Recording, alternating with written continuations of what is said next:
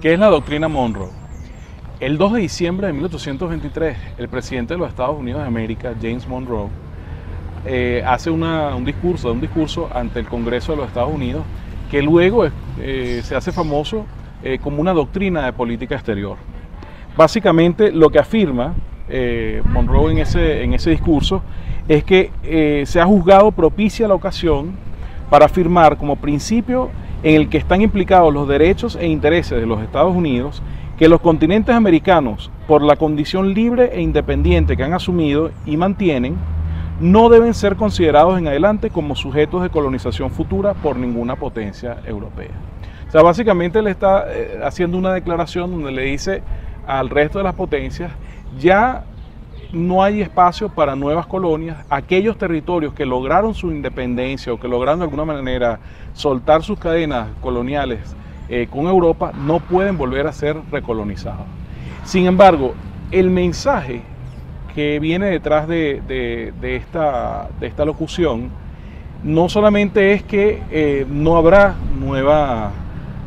una nueva intromisión por parte de una potencia extranjera, de una potencia europea, sino que además coloca a Estados Unidos como en el derecho de alguna manera intervenir o de alguna manera hacerse como el protector de esa región latinoamericana, de esos países que estaban naciendo. Fíjense que es interesante el contexto en que esto ocurre, y es que en Europa se ha creado la Santa Alianza. Es una alianza cristiana entre Rusia, Prusia y Austria, y donde se acerca Francia también, ¿no? Y en donde ven como una amenaza a sus valores monárquicos y cristianos las ideas libertarias que se están generando en América, y por lo tanto se ven en la necesidad de aliarse para contrarrestar estas ideas libertarias. En este contexto entonces es cuando el primer ministro británico, George Canning, llama al embajador norteamericano, al embajador de Estados Unidos e Inglaterra, y le ofrece hacer una especie de declaratoria conjunta entre Inglaterra y los Estados Unidos, donde ambos se comprometen a no permitir la injerencia de esta Santa Alianza en esos intentos de reconquistar las recién creadas repúblicas, ¿no? Esto es tomado como de buen agrado por algunos de los cercanos a Monroe, que piensan que Inglaterra los está considerando como un nuevo actor político importante, pero están otros dos personajes, uno muy importante que es Quincy Adams, que viene a ser el secretario de Estado de Monroe, que ve claramente la segunda intención de Inglaterra. Inglaterra tiene un negocio muy importante con América, tiene lazos comerciales muy importantes que quiere mantener y fortalecer, y no le interesa que esos lazos comerciales sean obstaculizados por otras potencias, y lo que está buscando es la manera de dejar a Estados Unidos afuera de esto y tener la libertad, los ingleses, de poderse distribuir el comercio. A esto no cae Adams, y le sugiere a Monroe que vaya adelante con una declaratoria unilateral en donde hace esto que acaba de comentarnos el compañero Carlos. Hacer una declaratoria donde dice no van a aceptar la injerencia de ninguna potencia dentro de las recién liberadas repúblicas americanas. Fíjese, la declaración como tal, lo que se conoció como la doctrina, tiene además 3 puntos adicionales. Cualquier intento de potencia extranjera de extender su sistema sobre alguna porción de este hemisferio, dice Monroe, será considerado un peligro para la paz y la seguridad de Estados Unidos. Luego dice también que Estados Unidos no interferiría con las colonias europeas ya establecidas. Es decir, al hacer esa afirmación, Estados Unidos rechaza de alguna manera la intención de luego libertar lo que eran en ese momento colonias como Cuba y Puerto Rico. Y además dice, sobre aquellos territorios que ya declararon y mantuvieron su independencia, cualquier intento por alguna potencia europea de oprimirlos o controlar su destino no podrá ser visto como otra cosa que no sea una disposición inamistosa hacia los Estados Unidos. Era una especie de amenaza, sí, y que se daba precisamente porque países como Francia, luego de las guerras napoleónicas, recuperaba algunos espacios, tenía incluso interés en ir y no solamente recuperar antiguas colonias francesas, pero también la posibilidad de reconquistar colonias que habían pertenecido al reino español. Ahí es donde Estados Unidos pone, digamos, esa posición de freno. Lo importante es que Estados Unidos marca como decía Guillermo, con esa posición, esa jugada adelantada de John Quincy Adams, marca su posición negando la posibilidad de potencias extranjeras entrar al continente, pero deja abierta la posibilidad de que algún día en el futuro ellos, los Estados Unidos, pudieran sí tomar presencia. Eso era precisamente lo que no quería Inglaterra, que Estados Unidos pudiera decidir en un día posterior entrar y tomar control de alguna de esas antiguas colonias españolas. Es interesante el manejo, no sé si mediático o manipulativo de los Estados Unidos, que logra que su discurso se posicione en las oligarquías americanas como un discurso de alianza, como un discurso como de protección a las nuevas repúblicas americanas en contra de las apetencias de España que quería reconquistar, o de Francia, o de Rusia, etcétera, ¿no? Y entonces logran el apoyo de algunas de las oligarquías, plutocracias, aristocracias de las nuevas repúblicas americanas, en pensar Estados Unidos es un aliado que nos va a proteger de estas posibles reconquistas, ¿no? Y eso convierte en un obstáculo para lo que sería la real independencia de estos territorios. Hay un dato curioso también, y que sobre todo a la luz de los eventos que están sucediendo hoy, y es que en el continente americano también había la presencia de Rusia. Como ustedes recordarán, el territorio que hoy en día se conoce como Alaska fue inicialmente colonizado por Rusia, pero además Rusia había expandido esa presencia colonialista hasta el estado de hoy en día de Oregón. Incluso había un fuerte en una isla muy cercana a lo que es la ciudad de San Francisco hoy en día. Cuando Monroe lanza esta advertencia, en parte lo hace también dirigida a los rusos, que en ese momento, al zar, que en ese momento tendría algunas aspiraciones también de seguir expandiendo su territorio. Precisamente John Quincy Adams, que es el autor intelectual de la doctrina, 2 años antes, cuando el zar Alejandro I había lanzado un edicto que prohibía que navíos extranjeros se acercaran a 100 millas de sus territorios, pues John Quincy Adams le dice al embajador ruso, le advierte que ellos verían de manera inamistosa cualquier tipo de presencia rusa o cualquier intento de expansión ruso en territorio americano. Es decir, esa idea de Estados Unidos de que era la única potencia posible en el continente americano ya se viene trabajando desde hace más de 200 años. Y esto es parte también de toda una ideología de los fundadores de Estados Unidos, que tenemos que recordar que es un sector religioso, fanático, fundamentalista, cristiano, puritano, que son los que van a fundar ese territorio, esa república.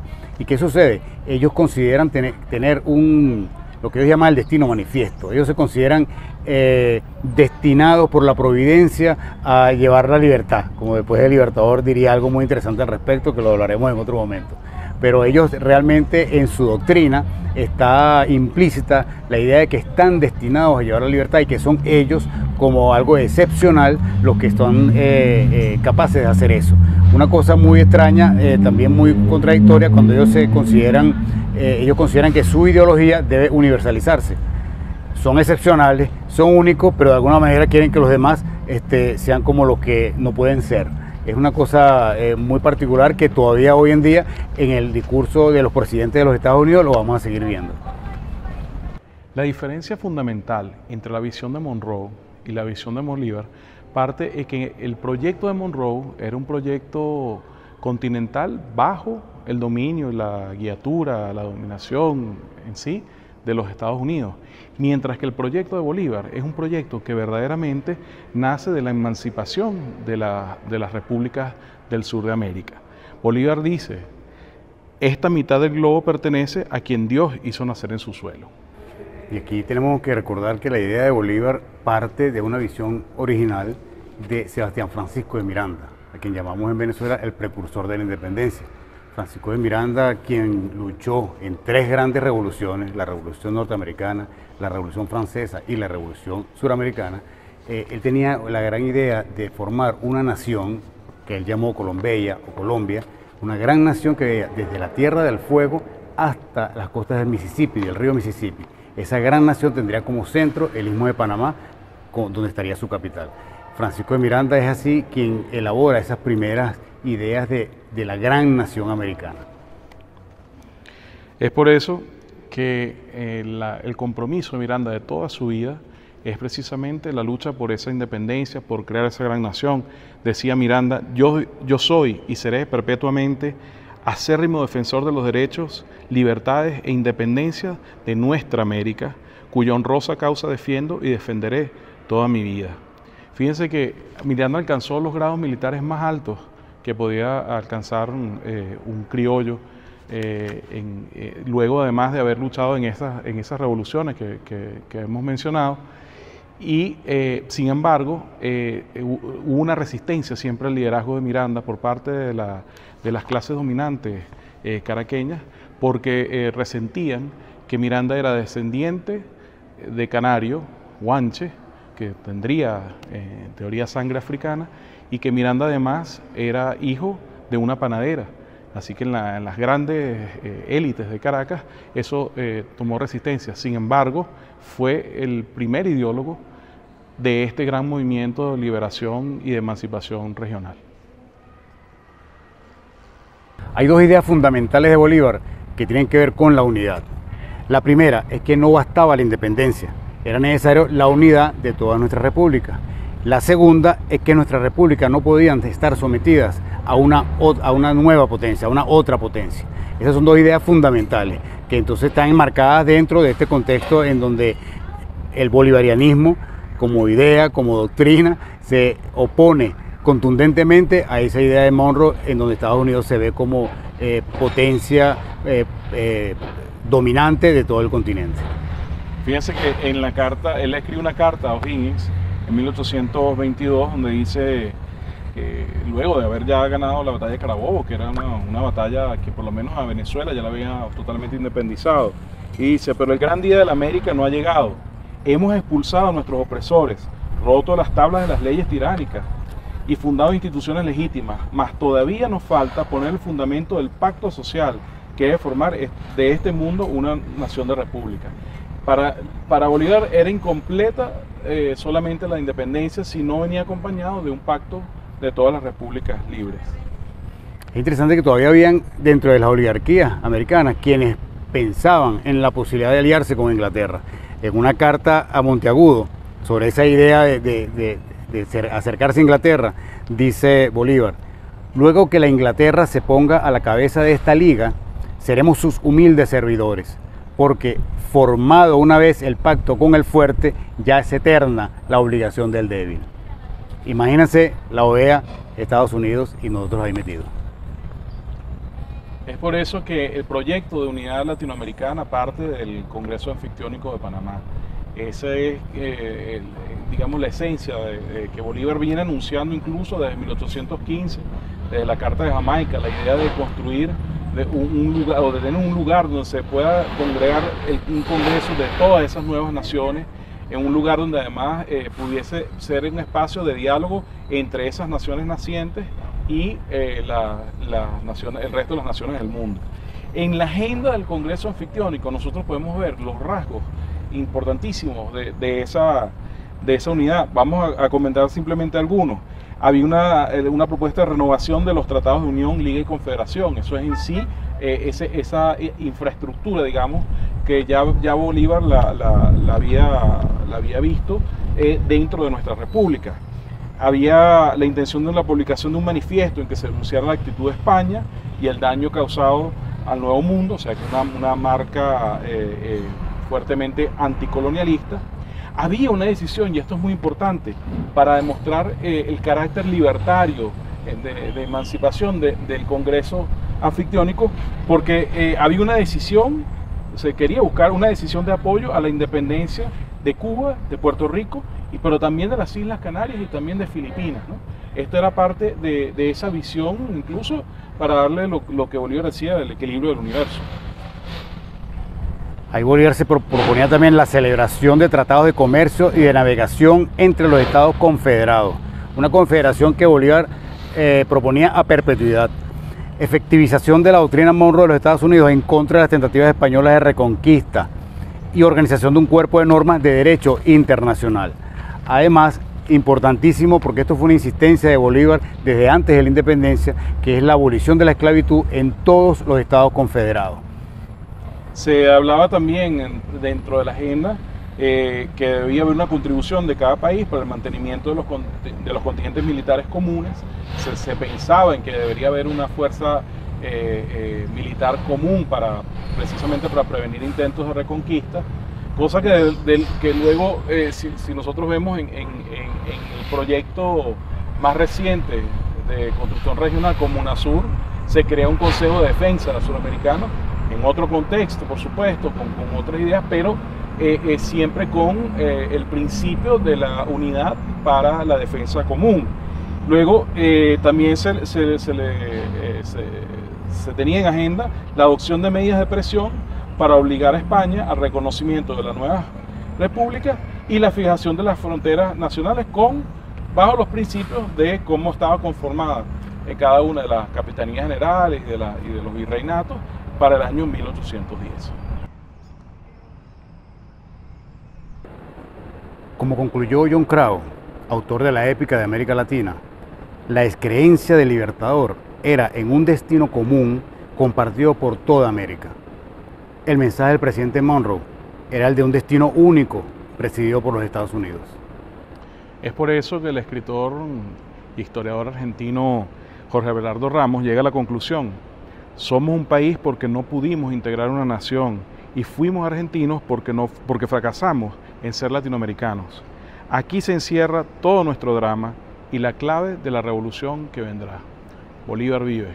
Gracias a los compañeros del Instituto Simón Bolívar, al compañero Carlos Ron y el compañero Guillermo Barreto, perdón, que bueno, introducen ya ese primer asalto del seminario Bolívar versus Monroe en el marco de esta campaña continental que pretendemos ser una ofensiva del movimiento popular revolucionario en el continente frente a los 200 años de esta doctrina de dominación y de opresión del imperialismo. Muchísimas gracias.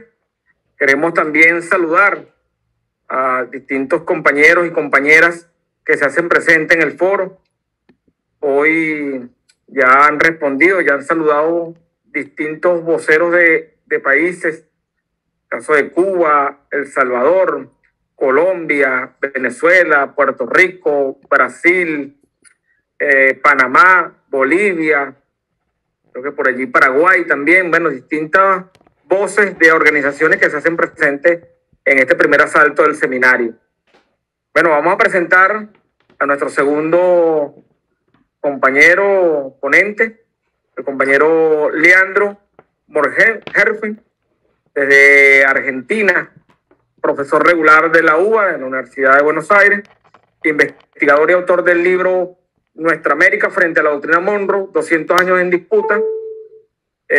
Y bueno, compañero Leandro nos va a abordar las dos visiones de estos proyectos, que están en confrontación, proyectos políticos, cómo en la actualidad hoy se enfrentan esos dos proyectos, cómo esas dos visiones de proyectos están encontradas en la actualidad y cómo se reflejan en el día a día. Entonces, bueno, vamos a darle al compañero profesor Leandro para su participación 20 minutos para que, bueno, comparta con nosotros su posición y, bueno, sus investigaciones. Adelante, profesor. Hola, ¿qué tal? Buenas tardes, buenas noches. Bueno, saludo y agradezco la invitación, especialmente gracias por la presentación, Carlos, igual que Laura Capote, a la gente de Alba Movimientos y de la Asamblea Internacional de los Pueblos y del Instituto Tricontinental. Y bueno, después de esta presentación de Carlos y Guillermo del Instituto Bolívar, voy a seguir por esa línea. Contarles, un poco lo decía recién Carlos, pero acabo de terminar que va a entrar, si todo sale bien, la semana que viene a Diagramación e Imprenta, un libro en el que vine trabajando durante varios meses, en realidad con investigaciones que hago hace más larga data, que se va a titular justamente Nuestra América frente a la doctrina Monroe, 200 años de disputas.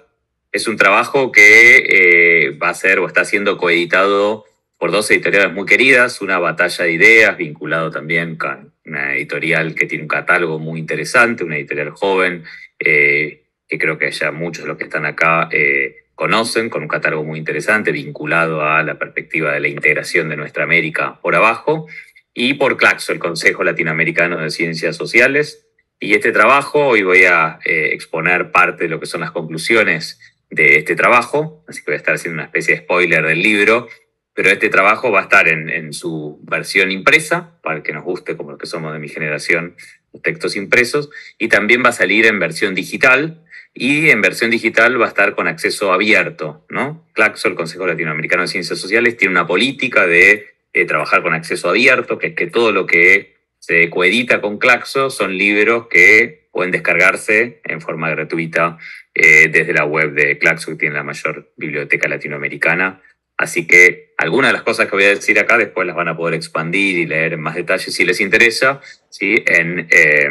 Cuando salga el libro, que va a ser para el mes de julio. De todas formas, en mi web, vecinosenconflicto.com, también hay muchos libros, artículos y entrevistas y textos que quizás les pueden interesar. Bueno, voy a hacer un poco de historia, retomando el hilo de lo que hicieron los compañeros y después, como planteaba recién Carlos, vincularlo con la discusión actual de algo que plantearon bien en el título como una alternativa, que es Bolívar versus Monroe. De hecho, ayer estuvimos abriendo, yo soy parte del grupo de trabajo Estudios sobre Estados Unidos de Claxo, y ayer estuvimos en un panel de unas jornadas que se están haciendo jueves, viernes y sábado en La Habana, en la Universidad de La Habana, por parte del CESEU, que es el Centro de Estudios Hemisféricos y sobre Estados Unidos, con centro en La Habana, que se llama también justamente 200 años de la doctrina Monroe, ¿no? Es a raíz de los 200 años de la doctrina Monroe. Y ahí discutíamos con Sacha Llorenti, que es el exsecretario del ALBA, ¿no? Un compañero muy importante que planteaba ya justamente en la convocatoria del Congreso de Bolívar, que hace Bolívar en 1824, ¿sí? Esa diferencia entre el proyecto de Bolívar y el proyecto de Monroe, como bien decían los compañeros, ¿no? Hay una operación de tratar, una operación del imperio de tratar de establecer una genealogía donde Bolívar se engarzaría con el monroísmo y con el panamericanismo, ¿no? Y nosotros acá vamos a tratar de discutir esa idea. Bueno, la doctrina Monroe, como decían los compañeros, fue planteada por primera vez el 2 de diciembre de 1823 por James Monroe en el mensaje que plantea frente al Congreso. Y si bien en términos generales, como ya se dijo, implicaba una prohibición por parte de Estados Unidos a la extensión del poderío de Europa en lo que entonces se llamaba el Nuevo Mundo, es decir, planteaba el principio de no colonización o recolonización, en realidad fue y es mucho más. El lema que la resume, América para los americanos, significaba que Estados Unidos se arrogaba el rol de gendarme de la independencia y de la sustentabilidad de los países que se habían emancipado de sus antiguas metrópolis, o más bien que pretendía que los europeos se mantuvieran fuera de América. Esta doctrina sirvió en los últimos 200 años para racionalizar la intervención y la coerción diplomática estadounidenses en la relación con América Latina y el Caribe. La frase que la sintetiza, en realidad en inglés, America for the Americans, plantea una ambigüedad mayor, ya que en dicho idioma, en inglés, Americans, ellos lo usan como sinónimo de estadounidense, no refiriendo, como lo usamos en español, al conjunto de los habitantes del continente americano. A lo largo de 2 siglos, la doctrina adquirió distintos matices y tuvo diversos corolarios. Yo en el trabajo en este libro, hago un anexo al final donde planteo una docena de corolarios e interpretaciones de la doctrina Monroe, que podrían agregarse más. Por ejemplo, la semana pasada, ¿sí?, el candidato republicano o precandidato republicano, Ron DeSantis, que es el actual gobernador de toda la Florida, el que va a disputarle a Trump la candidatura del Partido Republicano, reivindicó la doctrina Monroe y dijo que había que no solo no abandonarla, sino que reactualizarla para disputar contra China en el continente americano. Bueno, tuvo a lo largo de 200 años muchas distintas interpretaciones, pero más allá de todo eso que está analizado en el libro, sostuvo esencialmente un proyecto continental por parte del país que pasó de ser una potencia a finales del siglo XIX a una superpotencia en el siglo XX, aunque a principios del siglo XXI se están acelerando cambios geopolíticos que determinaron el declive relativo del poder imperial estadounidense, el ascenso de otros polos en el mundo y una inédita coordinación y cooperación política en nuestra América, que incluyó el rechazo al ALCA en noviembre del 2005, lo cual posibilitó avances significativos, aunque endebles, en la construcción de la anhelada y siempre postergada patria grande. Digo en las conclusiones de este libro, de este ensayo: atravesamos una época crucial para el destino de la humanidad que padece crecientes asimetrías económicas y sociales. Algo similar ocurre con el planeta Tierra, que enfrenta un dramático proceso de aceleración del cambio climático, producto de la lógica depredadora y competitiva del sistema capitalista. Al mismo tiempo, desde principios del siglo XX se resquebraja el orden impuesto por Estados Unidos y sus aliados en la posguerra fría. Se aceleran mutaciones geopolíticas de enorme magnitud, y en este presente de feroz disputa a nivel global es crucial analizar la historia y la actualidad de la relación entre Estados Unidos y nuestra América, que desde hace 200 años los gobiernos de esa potencia, los gobiernos estadounidenses, consideran como su esfera de influencia natural. Como bien sintetiza el historiador cubano Jorge Hernández Martínez, uno de los miembros de nuestro grupo de trabajo, en un artículo que publicó ahora en el 2023, Estados Unidos lleva 2 siglos enmascarando el objetivo de su política hacia nuestra América. Una y otra vez aparece y reaparece, dice Jorge, el pretexto conceptual e ideológico que afirma lo imperioso de defender ante. En este sentido se sigue presentando y definiendo a esta última, no como sujeto de su propia seguridad, es decir, a nuestra América, sino como objeto de la seguridad imperial norteamericana. No debe perderse de vista esta importante precisión, toda vez que bajo esa ecuación se reproduce una y otra vez el lugar y papel asignado al ámbito latinoamericano en el tablero geopolítico imperialista. Desde este punto de vista, lo que tiene lugar es una reproducción ideológica cíclica de las formulaciones del Destino Manifiesto y una renovación recurrente de la narrativa que sostiene la doctrina Monroe, a partir de la cual se actualizan las concepciones que sostienen la dominación imperialista en el continente y los instrumentos que la implementan. Cierro comillas. En medio del desorden global y de la tendencia hacia la configuración de un mundo más multipolar, nuestra América tiene condiciones, más allá de las limitaciones estructurales y la dependencia de las que fue y es sometida por los centros imperiales, para avanzar en una estrategia de inserción internacional más autónoma. Eso implica, por cierto, dejar atrás el histórico sometimiento que Estados Unidos fue imponiendo desde que planteó la ahora bicentenaria doctrina. Supone reconocer, además, contra lo que dice el discurso de los medios globalistas liberales, la centralidad que tiene nuestra América para Estados Unidos. Como dice Atilio Borón, la prioridad estratégica de América Latina reconoce varios factores causales. En primer lugar, es su vecina, atravesada por profundas injusticias y en permanente fermento pre-revolucionario. Una vecina de Estados Unidos a la cual, como ocurriera en México, le ha arrebatado buena parte de su territorio. Es además su frontera con el tercer mundo, con el subdesarrollo. Es también su hinterland, su área de seguridad militar, la zona con la cual comparte la ocupación de la gran isla americana que se extiende desde Alaska hasta Tierra del Fuego, separada de las demás masas geográficas terrestres y más todavía depósito de inmensos recursos naturales. Todo eso hace que nuestra América sea una periferia sometida al insaciable apetito del imperio, que saquea y domina a pueblos y naciones, generando con ello una vasta zona de crónica inestabilidad y turbulencias políticas que brotan de su condición de ser una riquísima región lindera con el centro imperial y a la vez la que exhibe la peor y más injusta distribución de ingresos y riquezas del planeta. Estas y no otras son las razones de la temprana formulación de la doctrina Monroe. Son también los factores que explican las causas estructurales, no ocasionales, de más de un centenar de intervenciones militares norteamericanas en la región, de innumerables golpes de mercado, de tantos asesinatos políticos, sobornos, campañas de desestabilización y desquiciamiento de procesos democráticos y reformistas perpetrados contra una región.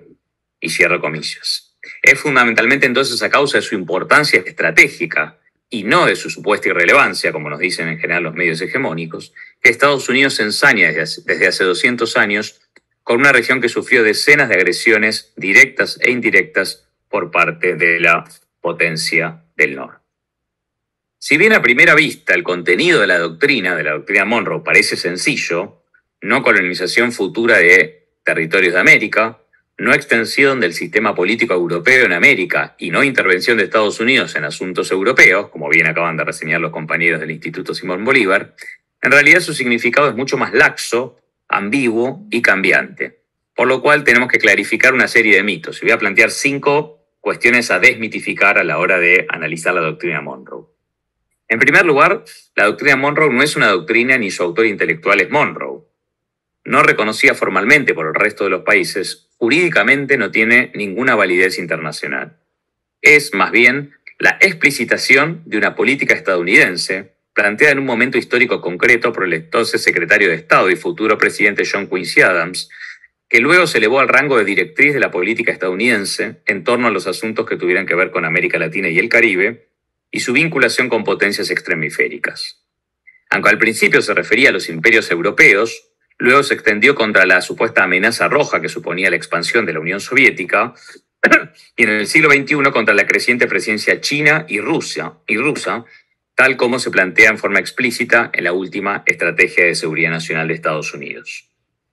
En segundo lugar, más allá de que muchas veces se intentó panamericanizarla o universalizarla, los sucesivos gobiernos de Estados Unidos aclararon siempre que es una política exclusivamente nacional, cuya interpretación dependía únicamente del gobierno de ese país y cuya aplicación no se subordinaría al acuerdo con otros estados ni con instituciones supranacionales. Claro que la búsqueda de Estados Unidos de enmascarar sus intereses particulares como parte de un proyecto continental, desde la Unión Panamericana que impulsó James Blame en 1889 hasta la actual Organización de los Estados Americanos, la OEA, con sede en Washington, o el TIAR, el Tratado Interamericano de Asistencia Recíproca, esa búsqueda de Estados Unidos chocó contra resistencias y la oposición de diversos actores latinoamericanos que soportan hace más de 100 años el avance imperialista de Estados Unidos. Hasta un defensor de la doctrina como Dexter Perkins, que publicó un libro que se tradujo en español en 1964, reconoce que las palabras doctrina Monroe causan una impresión concreta de hegemonía, de arrogancia altanera, de intervención en las opiniones de nuestros vecinos latinoamericanos. Siguen sugiriendo el corolario de Roosevelt, el de 1904, siguen sugiriendo el nacionalismo de los debates de la Sociedad de Naciones, siguen sugiriendo una actitud protectora ofensiva para el orgullo de los crecientes estados del sur. Y porque sugieren estas cosas, la palabra doctrina Monroe, conviene no hablar demasiado de Monroe. En tercer lugar, la doctrina Monroe es vaga y ambigua. Esto explica cómo fue mutando con sucesivos corolarios e interpretaciones en cada época, tal como recorremos sucintamente en este libro del que les estoy hablando, y puede repasarse en el anexo del MI. De acuerdo, fue mutando con los intereses y las capacidades de Estados Unidos en cada contexto histórico y no en supuestos valores o normas fijas. Cada presidente, cada secretario de Estado, cada representante, cada senador lee el texto de Monroe a su manera. Nadie ha definido mejor que el capitán Mahan ese poliformismo de la doctrina Monroe diciendo que es, comillas, una generalidad nebulosa que no se condensa en astros de luz definida, sino cuando ha recibido aplicaciones ventajosas para los Estados Unidos. Cierro la cita. En cuarto lugar, la declaración de James Monroe no fue lo que garantizó las independencias de las antiguas colonias del Reino de España, ni protegió a los países de nuestra América de sucesivos ataques. Desde la usurpación de las Islas Malvinas por parte de los ingleses en 1833 en adelante, hay numerosos ejemplos históricos, algunos que yo recorro en el libro, que muestran que Estados Unidos solo apeló a la doctrina cuando convenía a sus intereses. En aquel momento, en 1833, y más allá del pedido de las autoridades de las Provincias Unidas del Río de la Plata, el Departamento de Estado se mostró renuente a aplicar la doctrina Monroe para repeler el ataque británico, situación que se repitió un siglo y medio después, cuando la administración Reagan bloqueó la aplicación del TIAR ante el ataque a la Argentina por parte del gobierno encabezado por Margaret Thatcher tras la recuperación de las Islas Malvinas en 1982. En quinto lugar, la doctrina tiene un sesgo profundamente paternalista que se relaciona con el destino manifiesto, que supone, como recordaban recién los compañeros, que Estados Unidos es un pueblo elegido y excepcional que tiene el mandato divino de expandir sus fronteras. Así se explicaría que ese país puede establecer unilateralmente que esta región del mundo, lo que ellos llaman el hemisferio occidental, es su zona exclusiva de influencia, su patio trasero, donde tienen derecho a ejercer el liderazgo sin desafíos y a custodiar los sistemas políticos y económicos que sus pueblos y gobernantes no serían capaces de salvaguardar por sí solos. Como dice Carlos Pereira en un libro también clave para ver la historia de la doctrina, que se llama El mito de Monroe, de 1914, la doctrina de Monroe se encuentra en los dos hechos capitales de la historia norteamericana: la expansión territorial consumada en 1848 a expensas de México y la expansión imperialista cuyo acto decisivo es la guerra declarada a España para expulsarla del Nuevo Mundo cuando Estados Unidos se involucra en la guerra de independencia de Cuba a partir de 1898. En síntesis, ¿qué debe hacer nuestra América tras 200 años de la doctrina Monroe? Conocer la historia permite explicar el porqué de los problemas estructurales que limitan las posibilidades de desarrollo de nuestra región. Rechazar el paternalismo y el injerencismo estadounidenses y de otras potencias imperiales es una condición necesaria, aunque no suficiente, para avanzar en el postergado proyecto de construcción de la patria grande que venían planteando Bolívar y otros desde hace 200 años. La fragmentación regional es funcional a la dominación por parte de las potencias y fue uno de los principales obstáculos en los últimos 2 siglos para cooperar políticamente, coordinar estrategias y avanzar en la necesaria integración regional. Es fundamental para concretar ese viejo anhelo confrontar con las clases dominantes locales, subordinadas al imperio, que ya renunciaron a cualquier proyecto de desarrollo nacional o regional y simplemente se conciben como engranajes o correas de transmisión del gran capital transnacional. Es prioritario combatir el discurso derrotista de que no hay otra vía que la aceptación del statu quo internacional. La historia nos muestra, por el contrario, que existieron numerosos procesos y momentos en los cuales se desafió exitosamente el lugar de subordinación que históricamente nos impuso Estados Unidos. En síntesis, es hora de rechazar explícitamente la anacrónica doctrina Monroe y la pretensión, a veces declamada, a veces más maquillada, de que nuestro destino es el patio trasero de Estados Unidos, la retaguardia para su proyección imperial global. La doctrina, hay que decirlo, no solo es desafiada por la emergencia en la actualidad de un mundo más multipolar. China, Rusia, la India y otros actores tienen un peso cada vez mayor en la región, sino fundamentalmente por la resistencia de los pueblos latinoamericanos a aceptar mansamente esa dominación imperial. Fueron las luchas de las clases populares las que protagonizaron en nuestra América revoluciones en el siglo XX, como la Revolución Mexicana, la Boliviana, la Cubana o la Nicaragüense, que impulsaron movimientos políticos que confrontaron con las políticas imperiales, Perón en la Argentina, Allende en Chile o Chávez en Venezuela, por citar algunos ejemplos, resistieron contra las dictaduras militares y en el siglo XXI lograron conquistas importantes como la derrota del ALCA o la reversión de golpes de Estado apoyados por Estados Unidos, como fue el caso de Venezuela en el año 2002 o de Bolivia en 2019. Son los y las trabajadoras sindicalizadas, los estudiantes, los movimientos de mujeres y disidencias sexogenéricas, ambientalistas, pueblos originarios, migrantes y organismos de derechos humanos quienes protagonizaron en estos años las resistencias políticas y las conquistas sociales. En un mundo caracterizado por el desorden global propio de una época de transición, es hora de avanzar conjuntamente con los países de nuestra América, plantear una estrategia regional de inserción internacional que diversifique las relaciones económicas y políticas, impulse multilateralismo multipolar o la pluripolaridad y desplegar proyectos que permitan la reducción de las asimetrías sociales y nacionales. Es necesario, para terminar, potenciar, más allá de la lógica capitalista, un desarrollo económico que privilegie los intereses populares y la preservación de los bienes comunes de la tierra, cada vez más expoliados en función de las necesidades de las potencias extrarregionales. Esta estrategia requiere de un programa radical y revolucionario de transición hacia la construcción de otro sistema económico-social. Con ese horizonte se puede avanzar en la reducción de la jornada de trabajo, en la desmercantilización de los recursos básicos, en la nacionalización de los bancos, el comercio exterior y las plataformas digitales, la estatización de bienes comunes de la tierra estratégicos y otras medidas que propicien lo común por sobre lo individual y lo público por sobre lo privado, con el objetivo de sentar las bases de una economía más igualitaria. En ese camino es hora de enterrar para siempre la doctrina Monroe. Nuestra América no debe ser para los norteamericanos. Nos debemos todavía la segunda independencia que anhelaba el poeta y revolucionario cubano José Martí. Muchas gracias.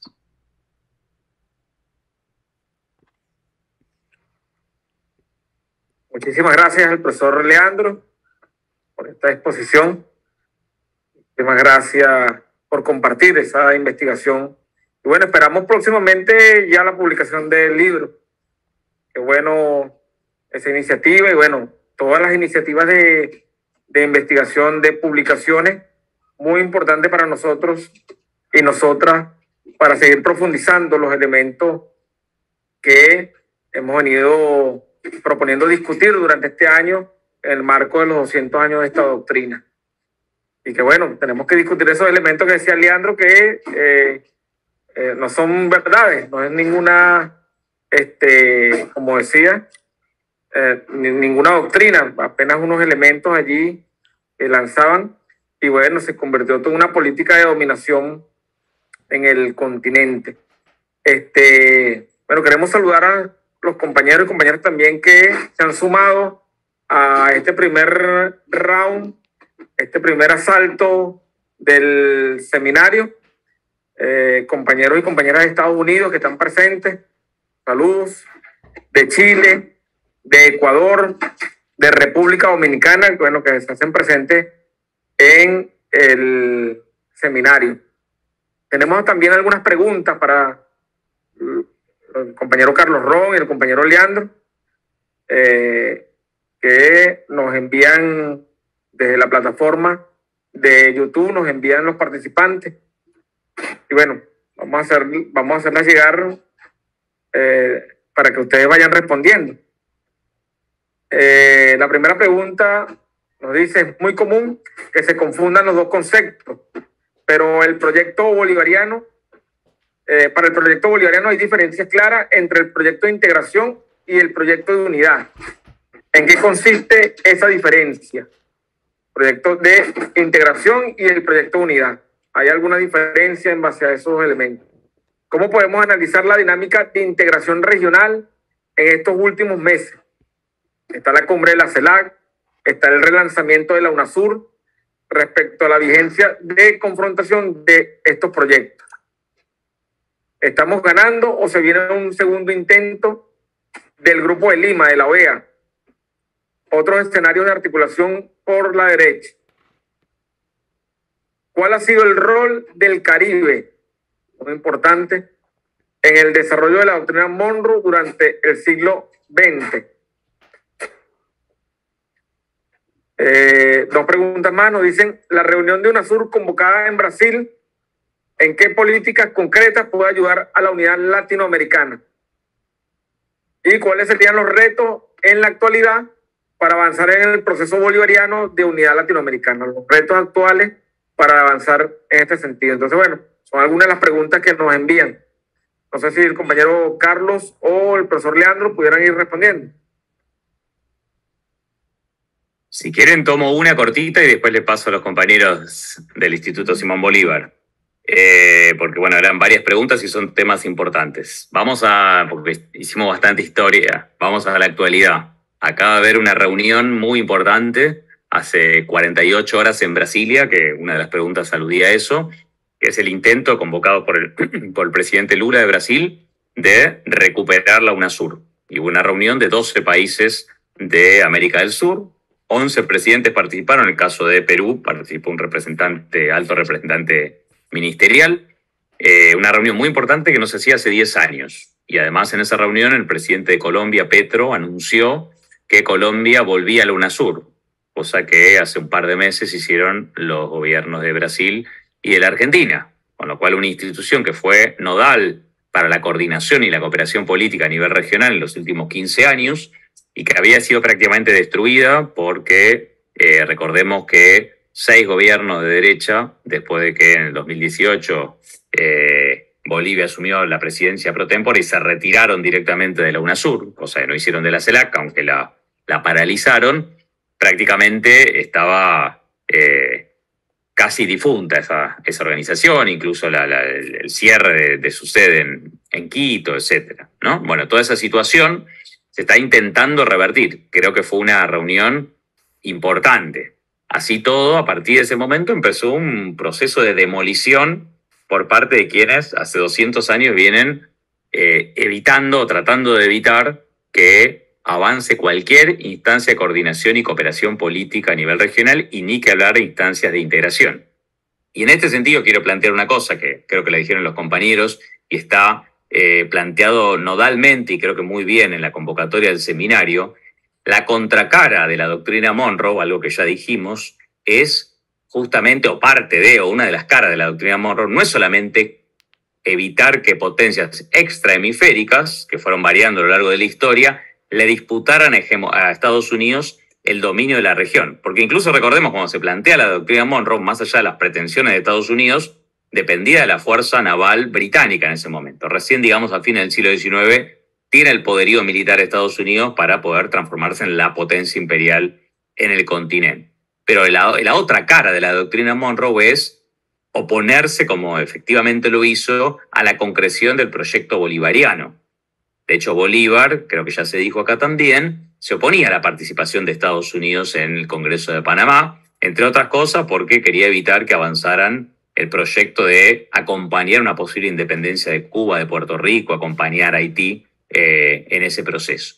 Entonces, Estados Unidos, como parte de su política estratégica hacia la región, hay muchísimos ejemplos históricos que los hemos estudiado, boicoteó siempre cualquier iniciativa, boicoteó los congresos latinoamericanos, las décadas de 1840, 50 y 60 del siglo XIX, las iniciativas que tuvieron Perón y otros en los años 40 y 50, de establecer acuerdos regionales, trató de evitar que el Mercosur se ampliara, por ejemplo, cuando incorporó a Venezuela, que fue clave para decirle no al ALCA en Mar del Plata, intenta que no avancen proyectos, ¿sí?, como fue el proyecto, y es el proyecto del ALBA, la UNASUR y la CELAC, por una cuestión muy simple, ¿no? El divide y reinará, es decir, alentar la fragmentación, la balcanización regional, tiene que ver con poder seguir ejerciendo el dominio en la región.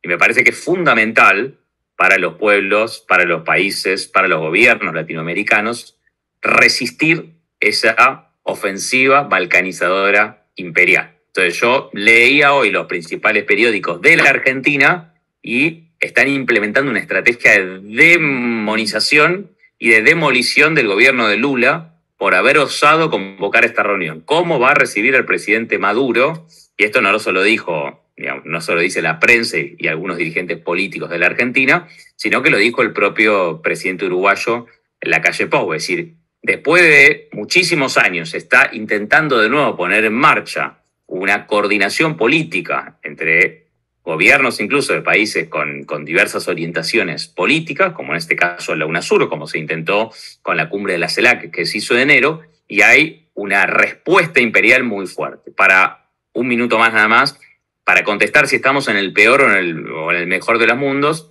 creo que ninguno de los dos estamos, de hace 2 o 3 años, en lo que algunos llaman una segunda oleada de gobiernos progresistas o nacional populares, con muchísimas dificultades, y esto es como una especie de marea que va y viene, porque de repente tenemos un mapa mucho más colorado, mucho más rojo que el que teníamos hace 4 o 5 años en la región, cuando estábamos supuestamente hasta ante una restauración conservadora, y sin embargo tenemos procesos de reflujo también, ¿sí? Lo podemos ver con el caso de Chile, o como seguramente lo veremos en la Argentina a fin de año. Es decir, los procesos electorales y políticos son bien complejos, estamos en una crisis económica muy fuerte en la región, pero sin embargo, es decir, desde la asunción de Lula, si queremos, este año tenemos ciertas condiciones históricas para por lo menos volver a poner en discusión, ¿sí?, los organismos que fueron nodales después del no ad ALCA, que son la UNASUR, la CELAC y el ALBA. Ahora bien, y cierro con esto 10 segundos más, a mi juicio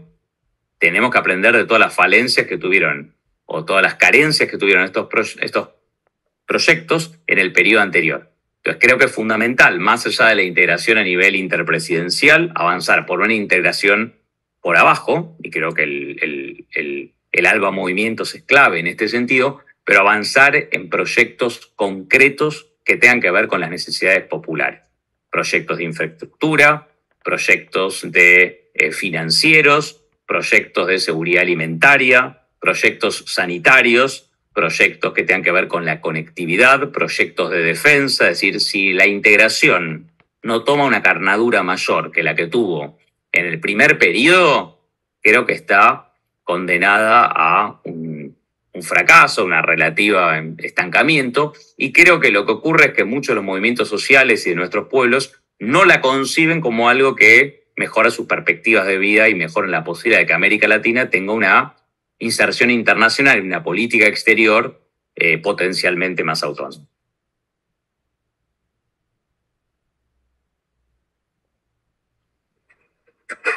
Gracias, profesor Leandro. Bueno, Carlos, si quieres compartir también algunas de las respuestas.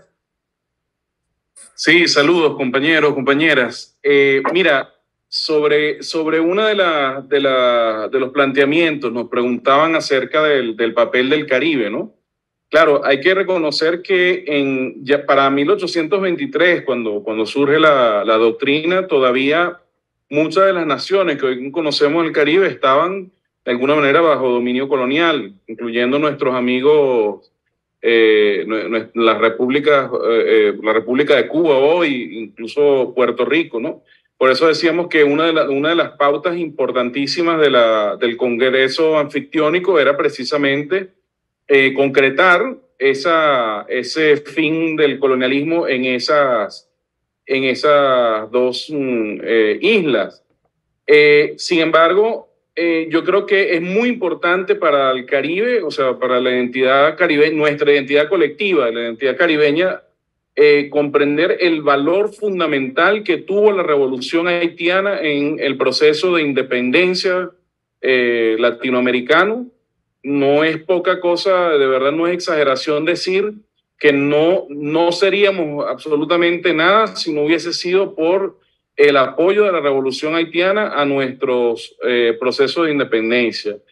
Es clave que Haití da al libertador Simón Bolívar no solamente armas, barcos, recursos, en un momento en que los ejércitos estaban dispersos, habían sido derrotados por los españoles, pero le dan además, que esto creo que es lo más fundamental de este análisis, le dan el proyecto político, la base del proyecto político que parte de la abolición de la esclavitud. Y eso va a ser uno de los temas fundamentales porque eso plantea otros problemas, otras problemáticas dentro de las nacientes repúblicas, genera otras tensiones. No fue un elemento simple o digamos tangente, o sea, fue un elemento de verdad importante en lo que van a ser los procesos de ahí en adelante. Entonces yo creo que el Caribe tiene como parte de este proyecto, digamos, bolivariano, confrontado al proyecto monroísta, un papel fundamental con la revolución haitiana.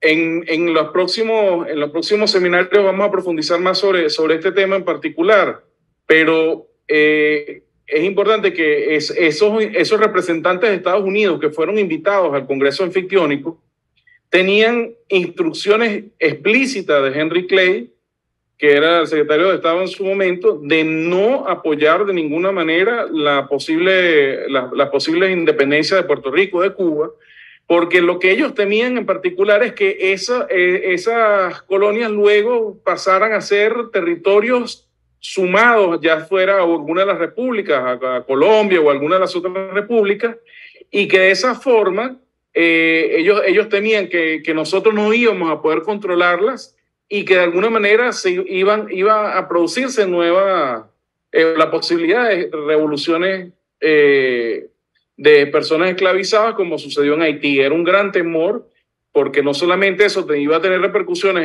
en nuestra parte del continente, sino en el sur de los Estados Unidos, que era esencialmente esclavista, su economía era esencialmente esclavista. Entonces yo creo que eso es una parte importante. Ahora, trasladando esto al día de hoy, creo que el Caribe juega una posición muy, muy, muy importante en nuestra construcción regional.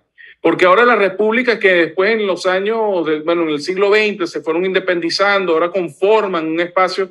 Miren, el próximo mes va a cumplir 50 años CARICOM y es un poder, son 14 naciones, si no me equivoco, del Caribe, que son 14 votos en Naciones Unidas, 14 votos en OEA, o sea, es un grupo importante de repúblicas o de estados que están allí también defendiendo su identidad y sumándole importancia, digamos, a nuestra región. Entonces, el Caribe tiene hoy un papel también fundamental en la independencia, porque ha sido la cohesión del Caribe, la cohesión de CARICOM, la independencia, o sea, la voluntad además de tener una posición independiente aún con todas las presiones que reciben de Estados Unidos, la que ha ayudado, por lo menos la que ayudó a defender por mucho tiempo a Venezuela en la OEA. Finalmente sabemos que bueno, con el grupo de Lima y con los cambios que hubo, sobre todo con la caída por medio de golpe de Estado en Brasil y luego Argentina, o sea, se sumaron fuerzas muy fuertes en el continente, pero el Caribe, CARICOM, había resistido a esas presiones estadounidenses y son un bastión de independencia en nuestra región. Entonces creo que su papel allí es muy importante. Hola, ¿cómo están todos y todas? Bueno, para continuar un poco con esto, quería resaltar que para Bolívar, Estados Unidos siempre fue un potencial socio totalmente desconfiable. No confiaba en los Estados Unidos. Y de tal manera que esa idea que nos enseñaban en la escuela del panamericanismo no es una idea bolivariana. El panamericanismo era justamente esa parte de la doctrina Monroe que era dominar toda esta parte del mundo, ¿no? Que es la de Ayala, ¿no? Fíjense, una cosa interesante. Aquí hay una cita de John Calhoun, 1823, para que vean las intenciones de Estados Unidos. Dice: mientras Cuba permanezca en el poder de España, potencia amiga, potencia a la que no tememos, la política del gobierno será como ha sido la política de todos los gobiernos desde que yo intervenga en la política: dejar a Cuba como está, pero con el designio expreso, que espero no ver nunca realizado, de que si Cuba sale del dominio de España, no pase a otras manos, sino a las nuestras. Bolívar tenía un plan para invadir Cuba y para liberar a Cuba. Ese plan, todo lo que la diplomacia de Estados Unidos trabajó internamente dentro de Colombia, la de Bolívar, para tratar de frenar ese plan, lo cual logró. De alguna manera, podríamos decir que cooptó a Santander, quien retrasó las órdenes de Bolívar para organizar esa expedición hacia Cuba. No solamente retrasó esa misión, sino que además invitó al gobierno de Estados Unidos, al Congreso de Panamá, cuando había sido una orden expresa de Bolívar de no hacerlo, de no tener allá. Para Bolívar estaba claro que la única manera de nosotros entablar relaciones, vamos a decir, amistosas con Estados Unidos, era como bloque unido, como bloque fuerte. Teníamos que fortalecernos primero al interior de la nueva república para entonces entablar ese diálogo con Estados Unidos, que en ese momento no lo veía posible, lo veía en situación de desventaja, como efectivamente ocurrió. Estados Unidos movió la ficha de la división, la ficha de la balcanización de toda la república, y logró de alguna manera cooptar a las oligarquías existentes en América para favorecer los proyectos desintegradores y de favorecer el proyecto fundamental de Bolívar, que era la unidad de todo este continente, ¿no? Ya no como una nación única, que era la utopía, era el horizonte bolivariano, era una sola nación. Bolívar veía la realidad también, la realpolitik, dice, no va a ser posible una sola nación, pero sí bloques importantes: México, Centroamérica, Colombia la Grande, Perú, el Río de la Plata, Chile, como bloques, como que formara una confederación con gobiernos que podían ser diversos, pero con una única política, con tratados de comercio, primero a lo interno, primero el comercio entre nosotros y entre nosotras, digamos, y luego el comercio con otros actores, en este caso Estados Unidos. Para Bolívar era importantísimo en este sentido esa unidad en contra del proyecto panamericano. El proyecto panamericano es un proyecto de hegemonía, de dominación desde la doctrina Monroe. Y no sé si a ustedes en sus países lo ponían a cantar en el colegio. Había una canción que nosotros nos enseñaron aquí en Venezuela, un himno al panamericanismo, que lo cantamos en el colegio y nos parecía así lo más lindo de la unidad. Que unidad nada, era parte de la ideologización en torno a una América donde Estados Unidos de alguna manera dirige nuestro destino. Bueno, muchísimas gracias a los compañeros ponentes, a Guillermo, a Carlos, a Leandro, por estos aportes bien significativos en este primer debate que hemos convocado desde a los movimientos y distintas organizaciones como el Instituto Simón Bolívar, el Instituto Tricontinental, bueno, distintos esfuerzos que se han juntado en el marco de esta campaña que hemos emprendido, Bolívar versus Monroe. Y de esa campaña, bueno, este primer seminario de formación, al cual este primer, decíamos, en términos de boxeo, en términos de lucha, de batalla, bueno, este primer asalto. Y bueno, agradecerles a ustedes por ese proceso de compartir con todas las organizaciones a nivel de América este debate. También invitarles para los próximos encuentros que vamos a desarrollar el 8 de junio, nuestro próximo encuentro va a ser un debate sobre la reforma agraria versus latifundio. El 15 de junio va a ser nuestro tercer encuentro, soberanía versus dependencia. El 22 de junio, emancipación versus dominación. 29 de junio, pensamiento crítico versus pensamiento colonizador.